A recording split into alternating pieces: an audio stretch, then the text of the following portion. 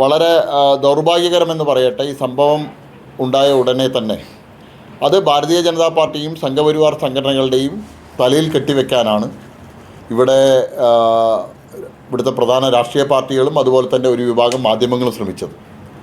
സംഭവത്തെക്കുറിച്ച് കൃത്യമായിട്ട് അന്വേഷിച്ച് അതിലെ യഥാർത്ഥ പ്രതികൾ ആരൊക്കെയാണെന്ന് അറിയുന്നതിന് മുമ്പ് തന്നെ അത് ഉത്തരേന്ത്യയിൽ നടക്കുന്ന തരത്തിലുള്ള ആൾക്കൂട്ട കൊലപാതകമാണ്, മതം ചോദിച്ചു അല്ലെങ്കിൽ ഒരു പ്രദേശത്തിൻ്റെ പേര് പറഞ്ഞ് ഒരു രാജ്യത്തിൻ്റെ പേര് പറഞ്ഞിട്ടാണ് ആൾക്കൂട്ട കൊലപാതകം നടത്തിയത് എന്നുള്ള വലിയൊരു പ്രചരണം അഴിച്ചുവിട്ടിരുന്നു.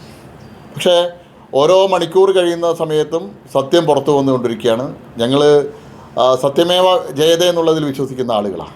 ഇപ്പോൾ ഇന്നത്തോടു കൂടിയിട്ട് യഥാർത്ഥ ചിത്രം ഞങ്ങൾ എന്താണോ തുടക്കത്തിൽ പറഞ്ഞത് അത് ഇന്ന് പുറത്തു വന്നിരിക്കുക.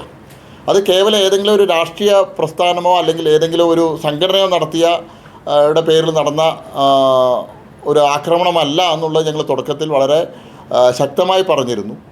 ഇപ്പോൾ അത് ശരിയാണെന്ന് തെളിയുന്ന രീതിയിലുള്ള തെളിവുകളും അതുപോലെ തന്നെ പോലീസ് അറസ്റ്റ് ചെയ്യുന്ന പ്രതികളുടെയും രാഷ്ട്രീയ പശ്ചാത്തലമെല്ലാം പരിശോധിക്കുന്ന സമയത്ത് കൃത്യമായിട്ട് ബോധ്യപ്പെട്ടു വരികയാണ്. വളരെ ദൗർഭാഗ്യകരമായിട്ടുള്ള സംഭവം. കേരളത്തിലെ ഉത്തരവാദിത്തപ്പെട്ട മന്ത്രിസ്ഥാനത്തിരിക്കുന്ന ശ്രീ MP രാജേഷ്, അദ്ദേഹം കാര്യങ്ങളെക്കുറിച്ച് മനസ്സിലാക്കാതെ, സംഭവത്തെക്കുറിച്ച് കൃത്യമായിട്ട് പഠിക്കാതെ, അത് RSSൻ്റെ നേതാക്കളാണ് ഈ കൊലപാതകത്തിന് ഉത്തരവാദി എന്നുള്ള രീതിയിലുള്ള പ്രസ്താവനയുമായിട്ട് രംഗത്ത് വന്നു. ഒരു ഉത്തരവാദിത്തപ്പെട്ട സ്ഥാനത്തിരിക്കുന്ന ഒരു മന്ത്രിക്ക് നിരക്കുന്ന പ്രസ്താവനയായിരുന്നില്ല ശ്രീ MP രാജേഷിൻ്റേത്. അദ്ദേഹത്തിൻ്റെ സർക്കാരാണ് ഭരിക്കുന്നത്.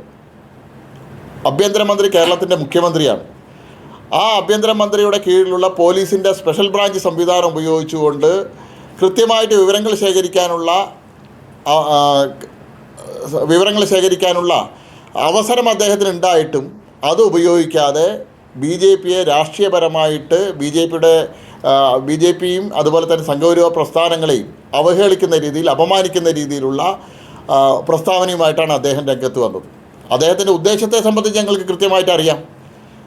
മലമ്പുഴ നിയോജക മണ്ഡലത്തിൽ ഭാരതീയ ജനതാ പാർട്ടി കഴിഞ്ഞ തദ്ദേശ സ്വയംഭരണ തെരഞ്ഞെടുപ്പിൽ ഉണ്ടാക്കിയ മുന്നേറ്റം, ആ മുന്നേറ്റത്തെ മറച്ചു പിടിക്കാനായിട്ടുള്ള ഒരു ശ്രമമാണ് അദ്ദേഹം ഇതുവഴി ഉണ്ടാക്കാൻ ശ്രമിച്ചത്.